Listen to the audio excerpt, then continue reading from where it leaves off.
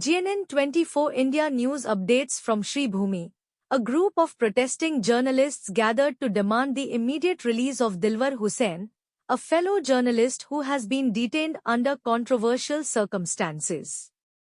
The demonstration, marked by passionate speeches and slogans, saw members of the press community rallying in solidarity, asserting that Hussein's arrest is an attack on press freedom and an attempt to silence independent journalism. Carrying banners and placards calling for justice, the journalists submitted a formal memorandum to local authorities, urging swift action to secure Hussein's release. They argued that his detention violates fundamental rights and sets a dangerous precedent for media professionals. Several prominent journalists and civil rights activists also joined the protest, emphasizing the crucial role of a free press in a democratic society.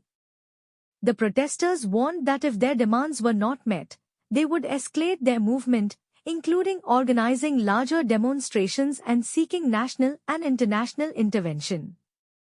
As the situation unfolds, media organizations and advocacy groups continue to monitor developments, calling for transparency and due process in Hussein's case.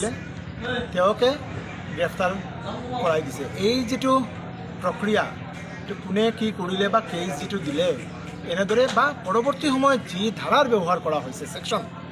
এই section বৰ ভাল লগোৱা হোৱা নাই কাৰণ এজন সাংবাদিকে যেতিয়া সংবাদ সংগ্ৰহ কৰিব যায় তেতিয়া গৈ এসসি এসটিৰ কথাটো কেনেদৰে আহিব পাৰে ফলতে অসমৰ মুখ্যমন্ত্ৰী গৰাকী হৈছে এজন ডাইনামিক লিডাৰ আৰু তেওঁ যেহেতু ডাইনামিক লিডাৰ হিচাপে অসমৰ মানুহে গম পায় ফলতে আমাৰ ফালৰ পৰা এটা ৰিকুৱেষ্ট কৰিছো শ্ৰীভূমি জিলাৰ সাংবাদিকসকলে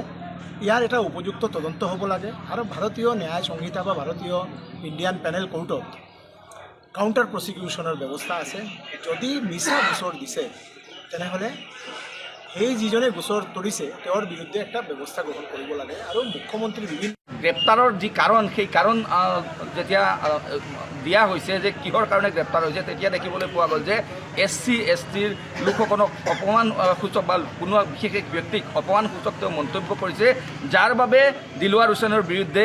আইনী পদক্ষেপ গ্ৰহণ কৰা হৈছে সেয়া নিশ্চয় এক প্ৰকাৰ উদ্দেশ্য প্ৰণোদিত বুলি আমি ভাবোঁ যে দিলৱাৰ হুছেইনক ব্যক্তিগতভাৱে আক্ৰমণ কৰা হৈছে আৰু আক্ৰমণ কৰি দিলৱাৰ হুছেইনক অনৈতিকভাৱে গ্ৰেপ্তাৰ কৰা হৈছে যাৰ পৰিপ্ৰেক্ষিতত আমিও আন্দোলনত বহিছোঁ আজি আমি এখন মেমৰেণ্ডাম ছাবমিট কৰিম যাতে দিলৱাৰ হুছেইনক নিশ্চয় মুক্তি দিয়া হয়।